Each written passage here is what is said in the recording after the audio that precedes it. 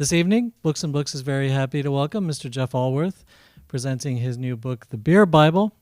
And here to introduce Mr. Alworth, we have a special guest. He is the assistant manager of the cafe at Books and Books here in the Coral Gables location. Please welcome to the podium Mr. Marcus Sussman. You don't mind if we drink beer, right? Absolutely, no, go right ahead. Thank you, Victor. Workman Publishing approached Mr. Alworth a couple years ago to write the beer companion to the Wine Bible. Traveling over 17,000 miles to 52 breweries, I think it was. Yeah. We do have the very extensive beer Bible. So without further ado, Mr. Jeff Alworth. Thank you. Hey, do I need to speak in that, or can I just? It's okay here. You don't need that. We're all friends here. Yeah. You don't need that. Okay. Thank you. It Can feels. I get you a beer? Sure. Yeah. Yeah, Do sure. you prefer the Key Billy or the other one? I don't know what you have. If you I don't have anything. you bring it and I'll drink it. I mean, I don't know what they have. Well, you're damn right. Well, I'm gonna miss the talk if I can get you. I'll do a slow preamble. Give me like 3 minutes. All right. You want the red or the lighter one? I honestly don't. The red. I hear the red's good. Coming up. Well, thank you for coming. It's an intimate group, and so as I'm speaking, I have kind of a thing that I normally say, but if any questions spring to mind, just holler them out, and we can have a kind of a conversation as we go along. Now I do feel like I need to. It's a really bad video. Sorry, folks out there in the internet. Somebody's bringing me a beer, and I don't want him to miss this. As you heard, the impetus for this project came from Workman, who had this great book, the Wine Bible, that had been selling for a lot of years, and they thought it would be great to have the Beer Bible. And they were looking for an author, and I happened to be looking to write books, so it was a nice fit. And we came to the question of what should the book look like. And the Wine Bible, if you have looked at the Wine Bible, is structured as you would expect by region. So I think it starts with France and it goes to Italy. It's sort of structured hierarchically so that you see the most important wine regions before you get to Oregon, for example. Try a little bit of that. Thank you so much. This is going to mess you. It's 8%. You're going to enjoy that. Somebody should have told me that for the camera. You picked it. Dive her down. This is from where? Actually brewed in Lakeland, Florida, believe it or not. And these guys actually also can and brew some stuff for Cigar City. Okay. Well, there you go. Cigar, you know. I do know. They're in the book. Salud. Cheers. Cheers. Salud. Cheers. Thank you for that. Region, so I was just explaining before you brought this book that the Wine Bible is structured geographically, which makes sense because wine is a product of terroir, of the earth. Beer is not a product of the earth, and while we could have structured it by region, it actually makes more sense to talk about style. So when you offered this beer, you said it's a red ale, and there was something else which we didn't. I didn't actually hear what style that was, but it's a lager, I think. So when we talk about beers, you look at you look at a can. I rarely have a can. So this says Imperial Red Ale. It'll always say Pilsner or Stout, or it'll have something on there. On the can that identifies the style. And we decided to organize the book by style, which made intuitive sense, and I thought that I understood style, and I pitched that, and they said, yeah, that makes sense. So before I started writing the book, I related to style more as flavor. You've got Pilsner flavor, you got Imperial Red Ale flavor, Stout flavor. And then I started writing the book. There's stories behind these. They come from various regions. They relate to, they have some narrative about the way they're made. But the more I started researching them, the more I realized that there was more to style than just flavor. Unlike wine, beer is a constructed beverage. It is composed of ingredients, and you can brew it in different ways. So, like with wine, you have grapes and fermentation. There are a few different ways to make wine. You can make it sparkling or not. But basically, it's fairly straightforward. So when you taste a wine in Chile and you taste a wine in Italy and you taste a wine in Oregon, they're all going to taste like wine. But if you taste a stout and a pilsner and an imperial red ale, they taste very different. In fact, one of my favorite activities is finding people who say they don't like beer and then finding the beer that they like, because there's always some flavor. You know, there's Goza, which is a tart, salty beer, and people, some people don't like that, but people who don't like beer often think, "Wow, that doesn't taste like beer." So it's a constructed beverage. That's part of it. So it reflects, like cuisine, the people who constructed it. And this is what I discovered when I started touring the world, or actually mainly just Europe, because I went to the places that developed. Well, the places that developed these things. So Imperial Red Ale is an American style, but things like Pilsner comes from Pilsen, Czech Republic. Pilsen, Bohemia at the time when it was invented. And most of the beer styles that we have originated in Europe. So I traveled to Europe and talked to the brewers there and did these wonderful tours that the 52 breweries. I visited many more breweries, but I toured 52 of them. And I discovered, interestingly, that I went to England, and it was the first place I went, and they make beer in a kind of strange way. And I was really curious about that. They do this thing called cask ale, which you may have heard of, where they brew the beer so that it's served fresh. It's actually put in a thing called a cask, which looks a lot like a keg, but it functions slightly differently. They put it in there before it's fully fermented out so that it continues to carbonate, and as it continues to ferment, and it has natural carbonation. So unlike a keg, you put a little pin in the top which releases the gas as you're pouring it out. It takes in air, and it basically just drains out naturally. Breweries, traditional English breweries, are designed to make this particular kind of beer. And the way it's served is different than the way it's served here in the United States.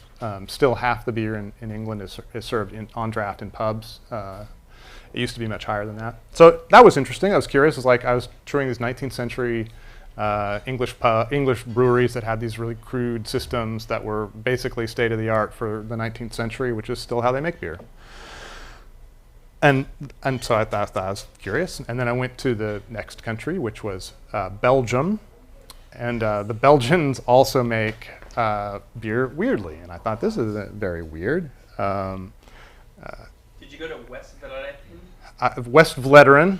Vleteren? Yes. Vleteren is the place. So there's Oost Vleteren, which is East Vleteren, and West Vleteren, which is West Vleteren. So West Vleteren is a famous abbey, one of the 6 brewing abbeys of Belgium. And it is the one abbey where the monks actually still make the beer themselves. And I did not get to tour it because while I had Father Joris's email, Father Joris was apparently too busy being a monk and brewing beer to get back to me. Lazy bastard. Yeah. So we went to, my wife is here with me, and she was there with me at the time. It's not even obligatory laughing. That's genuine laughing. It's true. It's true. So we actually stayed in a little town very near West Vleteren and went to the cafe where you can buy the beer. So you drank the beer? Oh, yeah, definitely. Is it the best beer in the world? We'll come back around to that. Hold that question. I've tried. Yeah. We will come back around to the best beer in the world, the question of best beer in the world at the end, I promise. The interesting thing about the way the Belgians make beer is, as many of you may know, Belgium makes a ton of different beer styles. In fact, beer style is even kind of questionable when you talk about Belgian beer, because each brewery makes its own kind of beer, slightly different, and they don't like to ever talk about this is brewed to a particular style. They always think of their beers as very individual. But they share a common way of making the beer and thinking about beer, which is focus on yeast. So all their yeasts have very particular characteristics that contribute a ton of flavor and aroma compounds to the beer. And when you taste, some people might know Belgian beer is almost an adjective. Like if you taste a beer and it tastes funky or weird or odd or unusual or unexpected, you say that tastes Belgian, because it tastes unusual or weird or unexpected. What's weird is the yeast. It gives all those weird flavors. That all comes from the yeast. And the Belgians are so focused on the quality of yeast that when they ferment it the first time, they use really high temperatures to create even more of those compounds, because the warmer you ferment ferment beer, the more the yeast has to strain, and the funkier it gets. But they don't stop there. And I learned this when I started taking tours of breweries, because there was a weird extra thing on the end of the brewery tour. Normally you go to the brewery tour and you tour the brewery itself, where they mash the grain and boil the wort. And then you go to the part, it's called the cold side, where they ferment the beer. And it's usually in the cellar, and it's usually cold. Is it weirder than the slide at the end of the New Belgium brew tour? I have not taken that tour, so I can't tell you. Know about the slide? No. All right, sorry. There's no slide that I know of. Belgium. And then after you go to the cold side, they package the beer, and they usually have a bottling line at larger breweries. And the bottling line is the thing that the brewer is always the most happy about, because it's the most expensive thing, and they linger over it, even though to the average person it's the most boring thing, because they all look exactly the same. That's usually when the brewery tour is over. Usually then, you can go and buy beer and you're done. In Belgium, there's another thing. You go to this place called the warm room, and that is where they take the beer that has now been bottled and put it in what is literally a warm room. They put it in these big pallets inside the room that's usually kept at somewhere between 65, depending on the brewery, 65 and about 80 degrees. And what happens is they dose the beer when they bottle it with yeast and more wort, so that it continues to ferment. It goes through what they call a secondary fermentation in the bottle. The reason they do that is because they are not satisfied that they've gotten enough of that weird, unusual, unexpected quality from the yeast, so they go through a secondary fermentation in the bottle to add even more yeast character. And whether you're talking about a lambic or a wit beer or a tart Flanders ale, all those beers do that. Every single brewery I toured in Belgium, a saison, all the ales anyway, lagers a different matter, all have the warm room. No other breweries in the world have the warm room. It's very unusual. So I thought, oh, that's interesting. Belgians are really weird. So then the next country I went to was Germany. And Germany, of course, has this thing you may have heard about called Reinheitsgebot, the beer purity law, which seems like it wouldn't be such a big deal. It's a 500-year-old law, 500 years, it's 499 years. 500th anniversary is next year. And it dictates that only water, barley, hops, and yeast can be used in a beer. And it seems like, well, that's basically what you put in beer anyway, so probably it doesn't affect beer that much. But actually, it turns out it affects beer a lot, because modern breweries do things like add slight acid, a little bit of acid to the mash to adjust the mash, because it does things. This is the process of pulling the sugars off the grain. Many brewers will add a clarifying agent that helps the yeast drop out of suspension. Almost every brewery, when they package the beer, adds carbon dioxide into the beer at the end of the process. You can't do this with Reinheitsgebot, because all those things are considered additives. So in order to do all that stuff, the Germans have to go through this crazy, convoluted process of, if they want to acidify the mash, in order to use acidity in mash, they actually have to create a separate mash and do what's known as kind of a sour mash, which basically is you leave your grain sitting in the brewery until it goes sour, until it goes wrong. And then you can take that acidity and add it to your wort, because it's part of the brewing process. You're not adding anything, you got it off grain, so it's okay. If you want to use a clarifying agent, you can't use a clarifying agent. There is actually a debate about whether there's one clarifying agent that some people do use, and they argue that it's not actually an additive, because what it does is it goes through the beer and it attracts the yeast, and then they take that out. It's not an ingredient. It goes through the beer. It's not an ingredient. It's very sneaky, and so there's this big debate, and the German government actually did this thing where they said, okay, if you're going to do that, you can only use 20 parts per million. Why? Just because they had to come up with a number. To carbonate their beer, since they can't add carbonation, they capture the carbonation when it ferments, because one of the things that beer does when it ferments is it produces carbon dioxide. So as the beer, usually that just is off-gassed and goes out into the atmosphere, and breweries let it go. But German breweries have to recapture it, put it in a tank, And now they have CO2 in a tank, which is exactly like CO2 that comes from other sources, but they've got it from the beer, so it's not an additive because it's a natural product from the beer. Now you can force carbonate. Genius. Yeah, it's genius. It's also really weird. It's really ridiculous. But they're very proud, and every single brewery I went to in Germany had a Reinheitsgebot charter on the wall in Gothic German script, and they were all very proud. Of the beers too, like it's a badge of honor. In order to be called beer in Germany, you have to be brewed to Reinheitsgebot. Otherwise, it's like, I don't know what the word is, but you can't call it beer. And it's a very big deal in German. People are really suspicious of it. Yeah, something like malt beverage or inappropriate, it's probably some long German word, inappropriately made malt beverage, not certified by the German government. So you see where the story is going. Each country I went to has a different kind of approach to beer, and viewed from all the other brewing countries, it looks weird. The Czechs, one of the countries I went to, do this crazy thing called decoction mashing, which was an old technique that was popular before the invention of the thermometer, and it was a way to do this mashing process where you pull the sugars from the grain in such a way that you did that relatively efficiently, sort of efficiently, when you didn't know what temperature the mash was. And it involved pulling part of the mash and boiling it and returning it to the mash so that it would raise the temperature of the whole thing, and then pulling a little bit more and boiling that and returning it. And over this long, laborious process, you can finally get all the sugars out of the grain. Once we invented the thermometer, like in the 1800s, people realized, they started to figure out, oh, well, if we put the water in the grain at about 150 degrees, it will mainly convert it, and we don't have to do this crazy convoluted process. We can save hours. It's great. That's what everybody else does it. And there's actually steps, and now you can do it at a few steps as you go up, and you just raise the temperature a little bit. The Czechs don't do it that way. They say decoction mashing is really important because when you do this boiling thing, it creates melanoidins in the malt, which are these subtle, round mouth, that give it a kind of a round mouth feel, a little bit of caramelization, and it's also a huge debate in the brewing world of whether this is even perceptible to the human mouth. So people will do blind tastings, which one is decocted, and the Czechs always are absolutely adamant that the ones that are decocted are much better.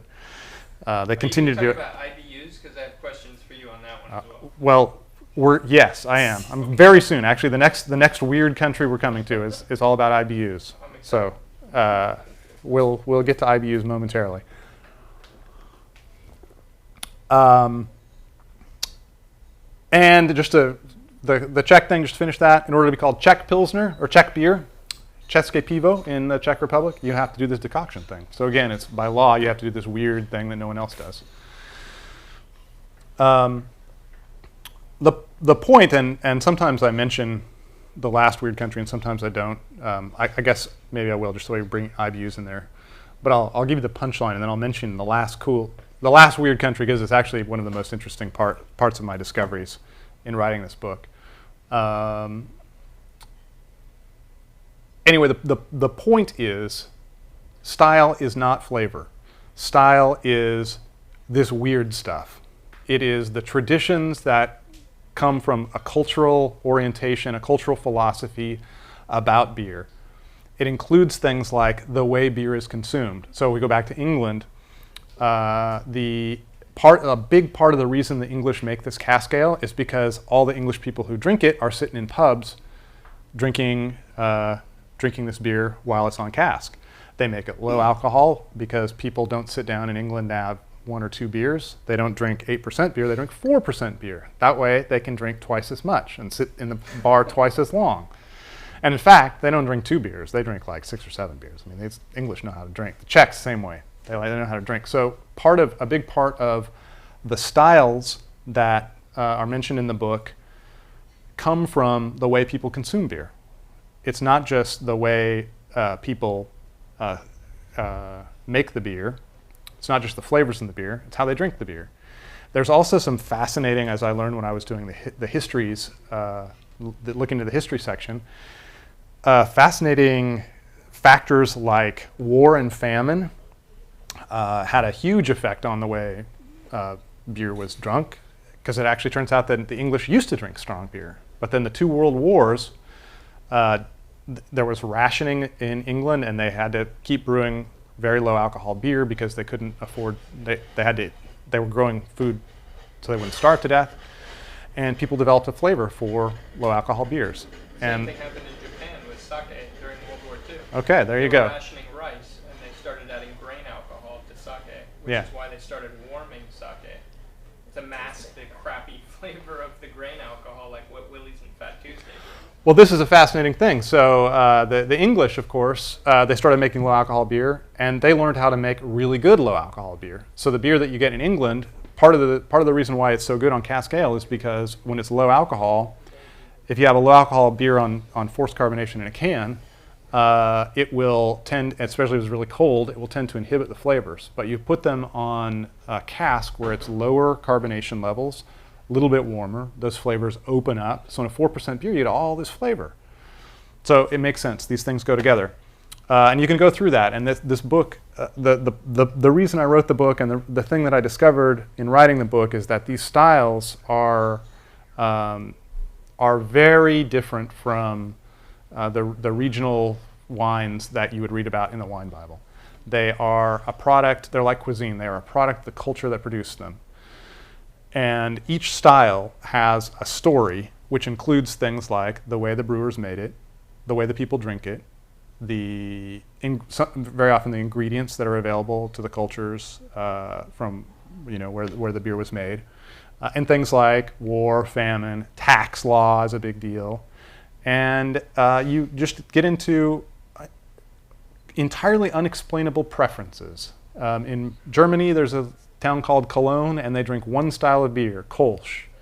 And they're Germans, just like their friends to the north in Dusseldorf, 30 minutes up the Rhine River, who drink one style of beer called alt beer. And neither one will drink the other, and they only drink the one, and that's it. Why this is unexplainable. It's like one of those riddles of humanity. You can't figure that out. It's just unexplainable. So that's what style is. Style is the human construction of this beverage reflected through their own culture. And the Beer Bible is full of all these stories of the different styles that have grown up around this tradition. So, IBUs. We'll finish with the most, I think, most interesting discovery I made. Don't finish. Keep going. There's like 9 of us here, man. Come on. I know, well, then we get to the question and answer, and then that's when you keep me going as long as you want. All right, go. The last country I learned that was very weird, I would never learned about because I was too close to it. I was the fish swimming in the water. It's the United States, and I only learned about it because I went to Europe and was doing research. The United States. We have a drink of a nice American beer here, which is a really good example of what the United States does. The United States started brewing beer again, native kind of like we had, like every country in the world, we made industrial lagers, which didn't taste that much different. Budweiser didn't taste that much different than Heineken or Sapporo. Like every country has one of these kind of beers. They defy this thing that we're talking about of reflecting culture. They're an industrial product that is made to be drunk, quickly and pleasurably, but not, it's universal. You can go to a pub in Tokyo or Portland or London and you can find one of these beers. The United States in the late 70s, early 80s started brewing, and we didn't really know what we were doing. We were completely imitating Europe, and we were making beers badly that were imitations of European beers. And part of the problem was we didn't have the same ingredients that Europeans did.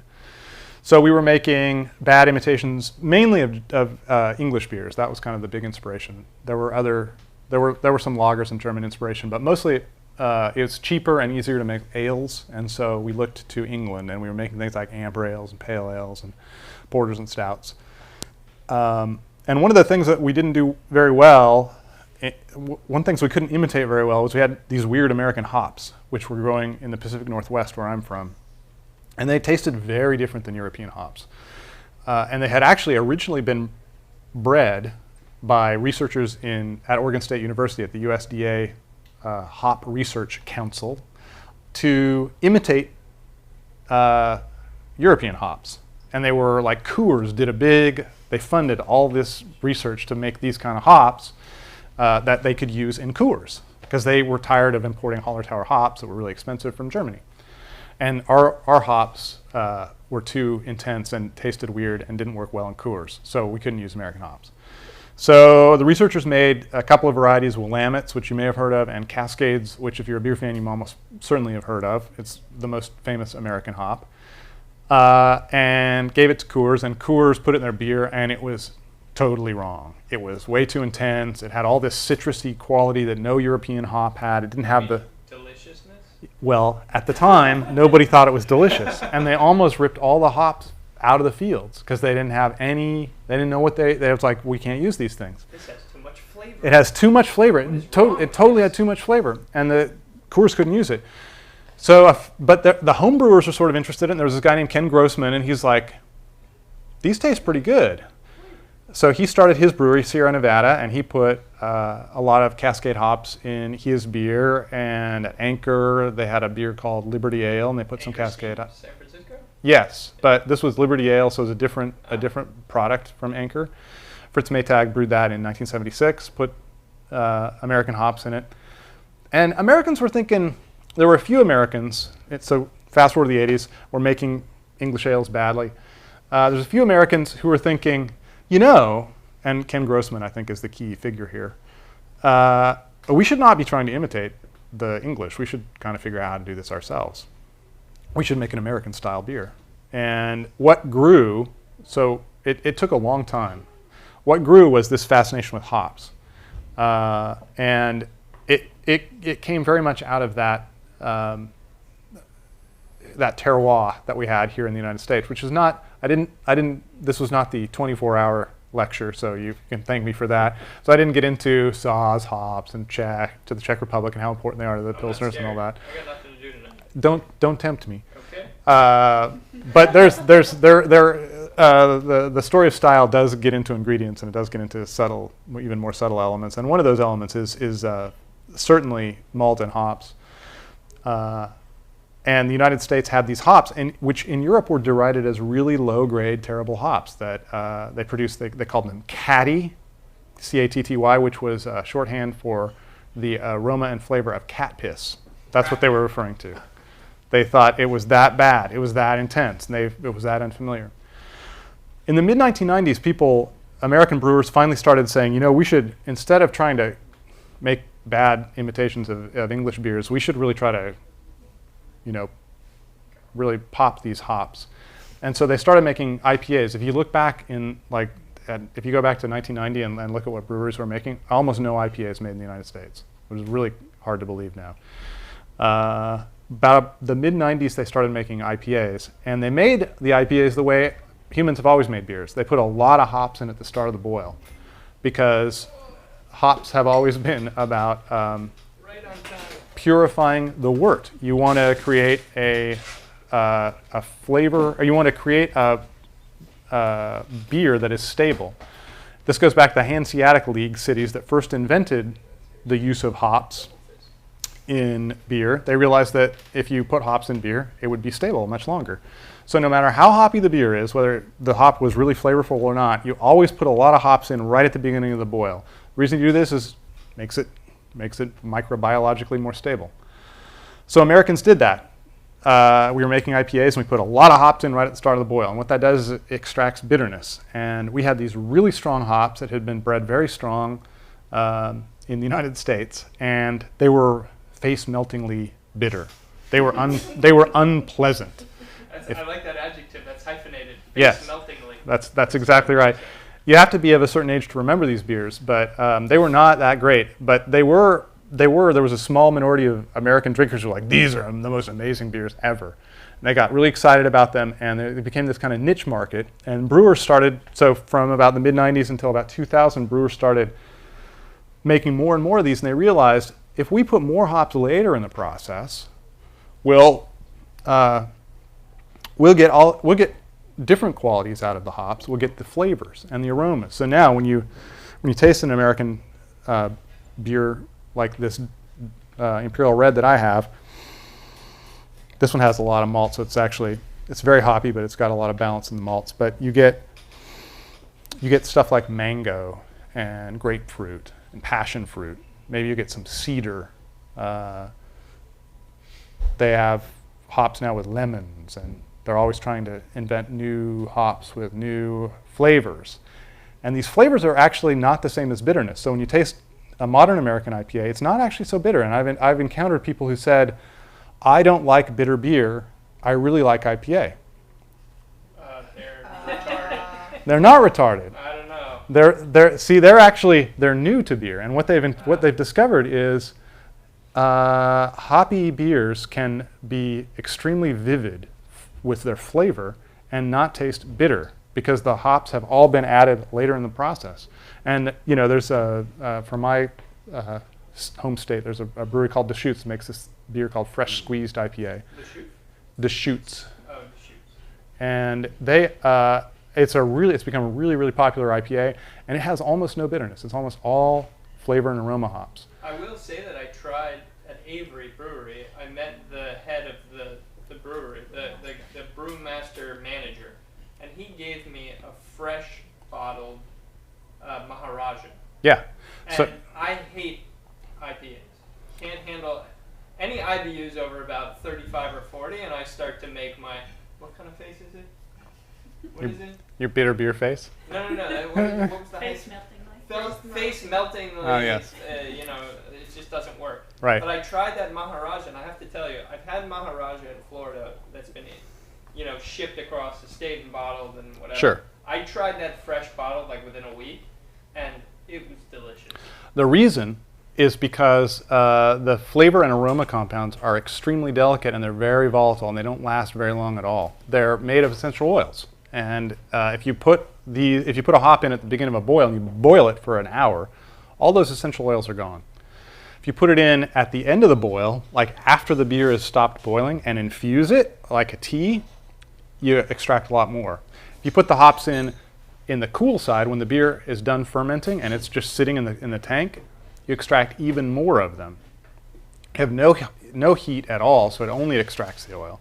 All these processes are relatively unusual in brewing, and the way the United States has taken this, we now brew things called session IPAs, which is a style of beer that is kind of becoming popular now.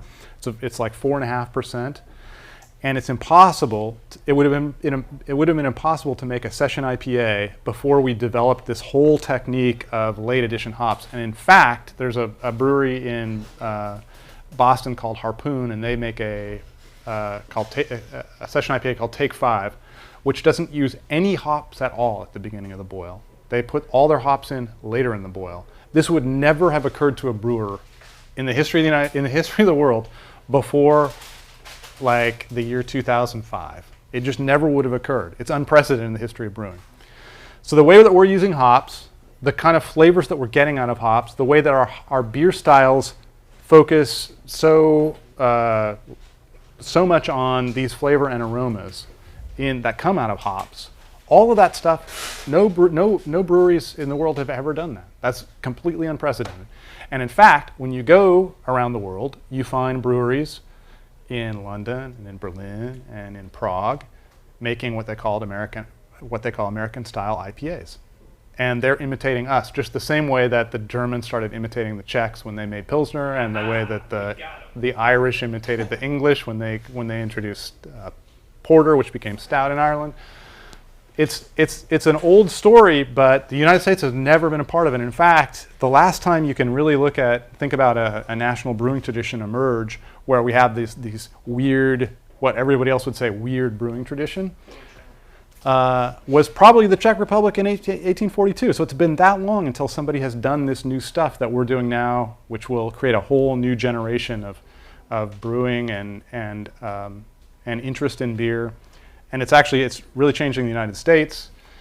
It's creating a lot of interest in the United States in beer, and it is creating all these new styles. So this word session IPA, which I just mentioned, has become kind of popular in the last 2 years since I turned the book in. The words session IPA do actually appear in the book, but I don't. It's not a style that I describe here. But if I do a second edition in 5 or 10 years, which I hope I get to do, I will probably have a style in there called Session IPA, and it might be the like perfect example, the most American style beer in the world, because it will be the most unlike any other beer that's ever been brewed in the world. So, what's it stand for? Where did the term come from? IPA. India Pale Ale. It comes from India Pale Ale, and this is also, if you look at these styles, many of the styles started somewhere else and were important, and a brewer in another country said, this sounds like an interesting beer, I'm going to try this, and they put it through that cultural distortion field, and then it comes out on the other side looking entirely different. So the IPA is a style of beer that was brewed by the English back when there was when they were a world power, starting in the 1700s, when they were shipping beer to the colonies in the United States and in India, and they actually shipped a lot of beer. There's a lot of myths that you'll read, which are debunked in the book, but they actually shipped a lot of different beers, and one of them was a thing that they started to call India Pale Ale, which was a particular kind of pale ale. And it became popular because the people back home in England were really into what was happening in the colonies. And some clever marketer said, you know what? We have this beer, we should call it India Pale Ale and sell it here and tell them it's what we're shipping to the colonies. Because, they love all this stuff. So the whole thing with the ships going across the sea and the higher hops and the higher ABV, all of that stuff, totally fake. It's mostly crap. Everybody wanting to drink higher alcohol, everybody the thing is, Justin Blowbear. Okay, I don't know what you're saying there. You know the beer, the Justin Blueberry? Oh, no. The Blueberry Weissen? No. They made a beer called Justin Blowbear. Okay. So, but anyway, it was just, because, Justin Bieber was like big in the news. No. I'm sorry, I'm not familiar with that beer. The truth is the English were making incredibly strong beers then. They were making porters that were way stronger than the IPAs. Oh, yeah, absolutely. Most of the beers in England were quite strong in the day. And so they were sending a lot of beer all over the place. They sent 8 times more beer to the United States, to the colonies in the New World over here than they did to England. The amount of actual IPA that got brewed and shipped was kind of a tiny fraction. And doesn't surprise me. The Japanese are double the consumers of French wine than the French are. There you go. Chug away, man. Yeah. So what happened is IPAs were popular, and then they kind of faded away, and Americans were like, there's this old weird style that they used to make that was the beer that they shipped to India, and it sounds really, it's so romantic. We should get really drunk on it. And it's really strong. We should try this really hoppy. We should try to make that. And that's in the mid 1990s. They were thinking, this sounds like a cool style. Why don't we try to do this? So Americans, IPA was essentially it was when you found an IPA in England before the mid 90s. It was just a pale ale. It was 5%. It was just a regular beer. It was just another name. So what about Valentine's in like 1972? Yes. Why don't we acknowledge that we've segued to the question and answer period and continue along? No, I'm not going to interrupt, but you started it. Yeah, no, I started it long before you got here, Don. Sorry. No, Can I just tell you who you're speaking to right now?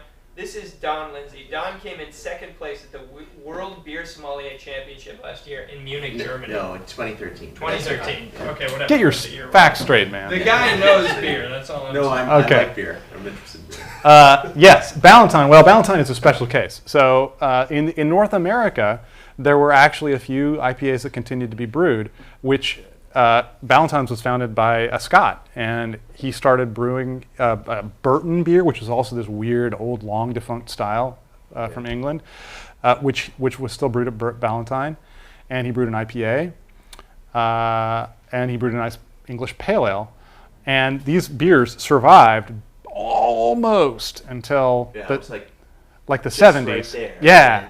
And then they had financial problems, and it disintegrated at the end. Yeah, it was this beer. But like 1971, 72, it was still a decent beer. It was a 7.5% beer with 50 IBUs. So IBUs, I don't want to descend into too much technical jargon, but it's a way of measuring bitterness.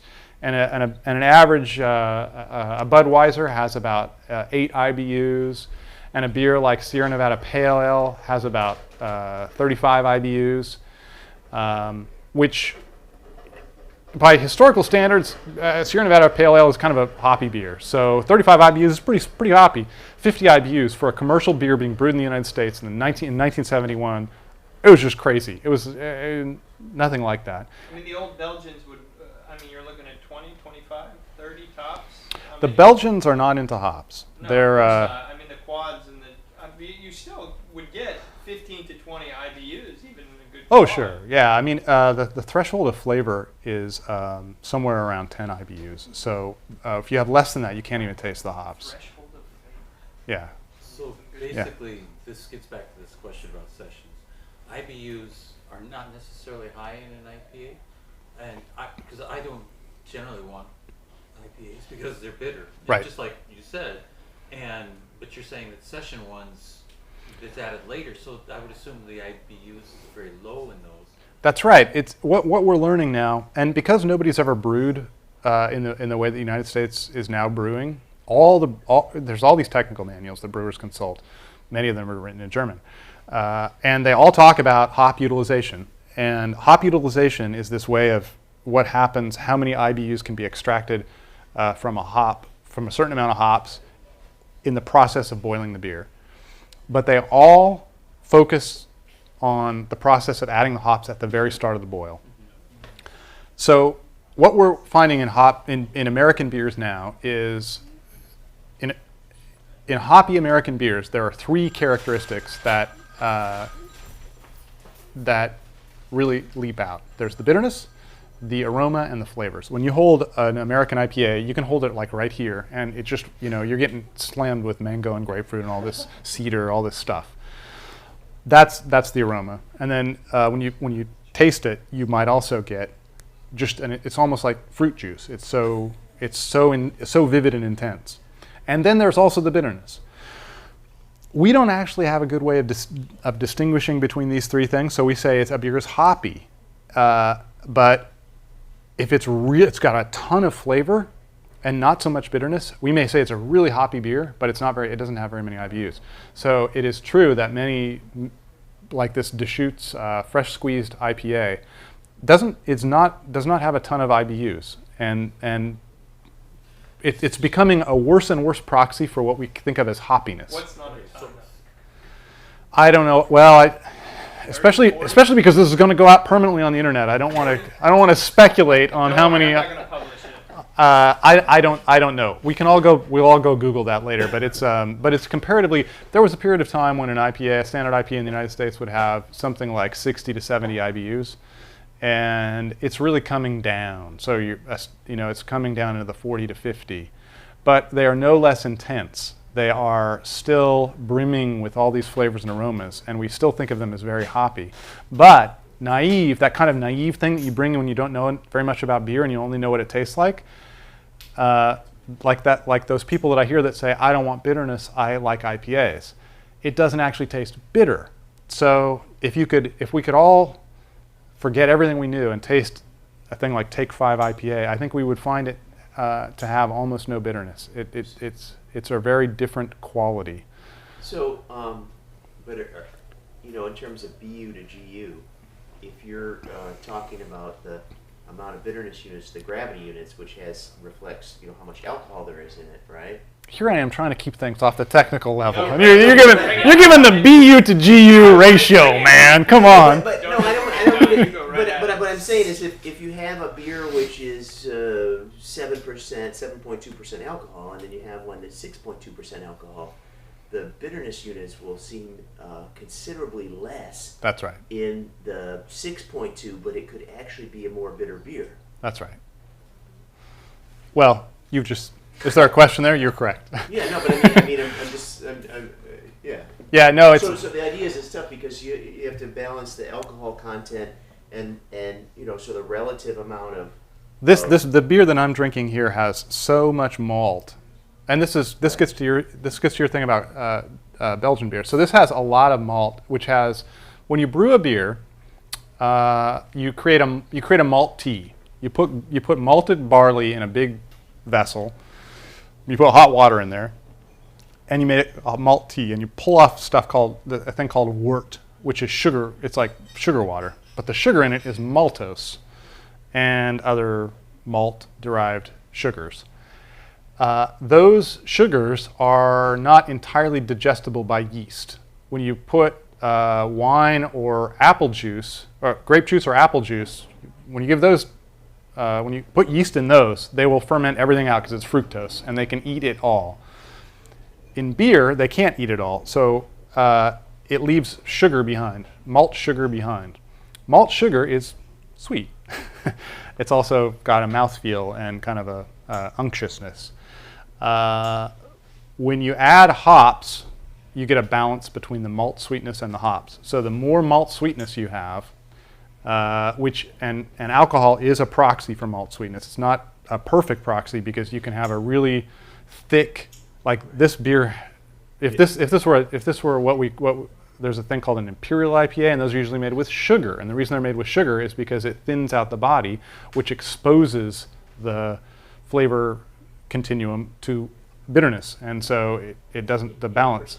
8% beer. The balance is different. Anyway, the point is we've descended into some technical stuff, but it is true that malt and hops can come into balance depending on how much malt you have, and alcohol content or gravity. Well, it's not even getting into gravity, can be a proxy for that. So if you've got a beer, I will get just 1 second. I'm sorry, I keep rattling on. If you got a beer that's 8% alcohol and it's got a certain amount of IBUs, a lot of things, I don't know if this says it, but a lot of times they will say the IBU on the can. So if it's a high alcohol beer and it's got 50 IBUs, it's going to taste sweeter than if it's a low alcohol beer and it says 50 IBUs, for the reasons he was saying. But anyway, yeah. The malt thing, that's where we're getting into porters and stouts, right? Sure, those are malty beers. Okay, but okay, tell me the difference between a porter and a stout then, because I find porters I really like. Stouts I'm not always so sure. They seem to be a little bit more bitter sometimes, and the porters seem to be usually more malty. Is that a correct statement, or what's the difference between a porter and a stout? I know they're both dark beers. They're both dark beer. They're dark ales. I think that a brewery gets to make that call. Originally, this is a style that comes from England, and Stout was a stronger form of a porter, basically. Well, first they were just porters, right. And they were all porters. And the word stout referred to how strong a beer was. So in England, there were a lot of different beers that were strong, high alcohol, and they were all called stout. England is famous for doing this stuff. They love adjectives, so they use adjectives to describe different characteristics of beer, which to modern ears don't make any sense. Though stout kind of does, because it meant it was stout. It was big beer. But you could have a blonde stout. You could have a light colored stout. That was porter, and then as it evolved, the line branched out into a ton of different stuff. Porter was the first super style in the world. Before Pilsner was an international super style, Porter was. Porter came at the dawn of globalization. The English empire was circling the globe, and it was taking porter with it because the English empire was bringing stuff back in its ship holes, and it needed to send. Didn't make any sense to send those ships back empty. So one thing that was smart to do is send beer, because you send beer out, they drink the beer. The ship is empty. You can bring spice and gold, or I don't know, whatever the English were bringing back. I only know beer. I don't know what else they were bringing back. And so that was porter. And when porter got around the world, people started doing different stuff to it. They did different stuff in England, in Ireland. They did different stuff in Australia. They did different stuff in the United States. Porter was the first style in the United States.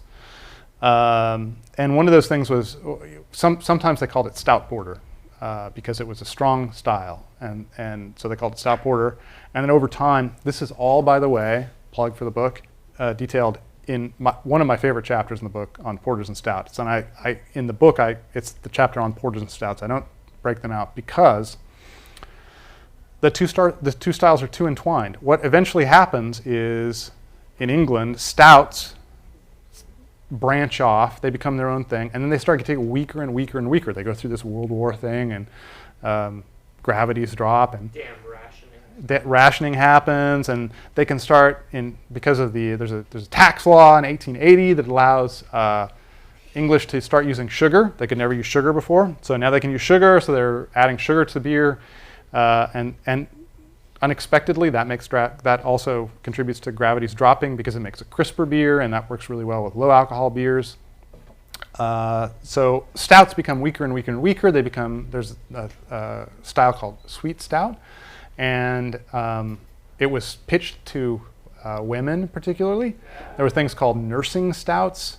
And when did they start the lactic? Yeah. The milk stouts. That's the nursing stout, right? So they were selling it to nursing mothers, and they should show like a mom holding a little fat baby in one hand and like a bottle of stout in the other.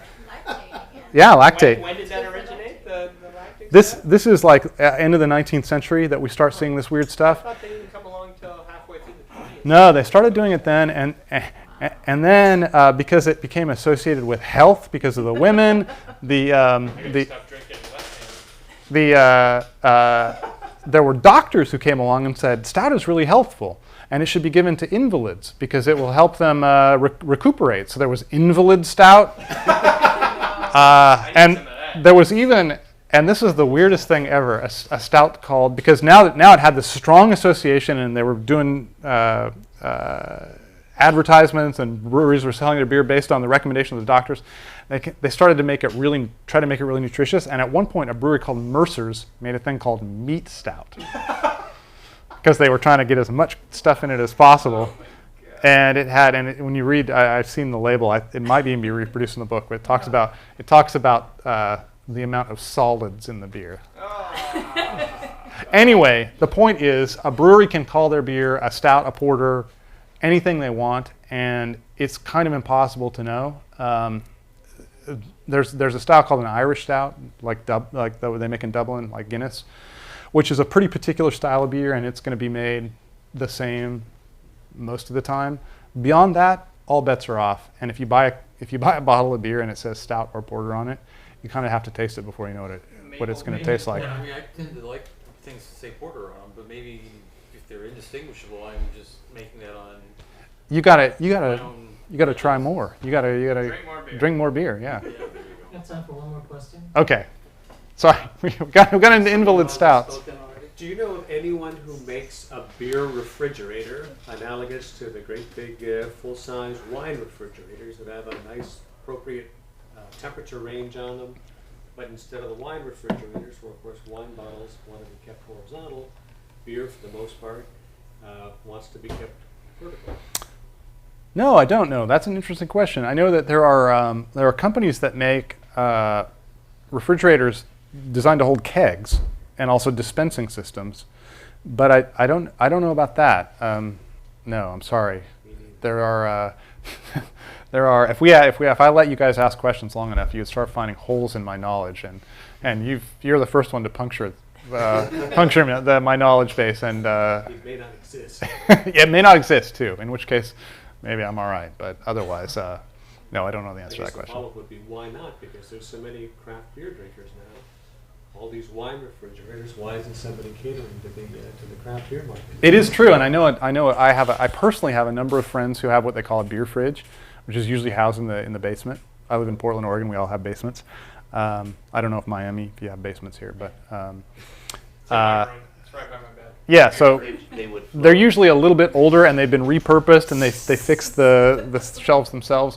But that's not exactly what you're talking And about. most of them are cold. I mean, like a regular refrigerator. Yeah, You can't set it above 40 degrees. That's right. So that's another whole issue. And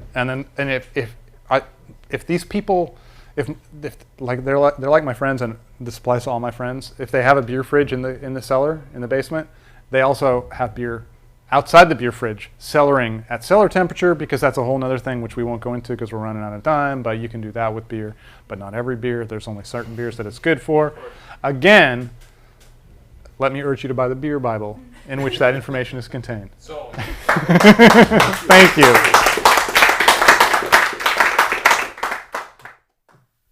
All right, then a note to our internet audience watching at home. There's still a little time to call the number on your screen, and you can get the Beer Bible shipped to wherever you are in the U.S. free of charge. For those of you here in the house, we have the Beer Bible as well as Jeff's previous book, Cider Made Simple, for sale at the counter in the front room over there. So we've got beer, we've got cider, and it's also Wine Down Wednesdays here at Books and Books. Every Wednesday, every bottle of wine at every Books and Books cafe is 50% off. So Jeff is going to be signing here at the table to my left, and please give Jeff Alworth another hand. Thanks very much.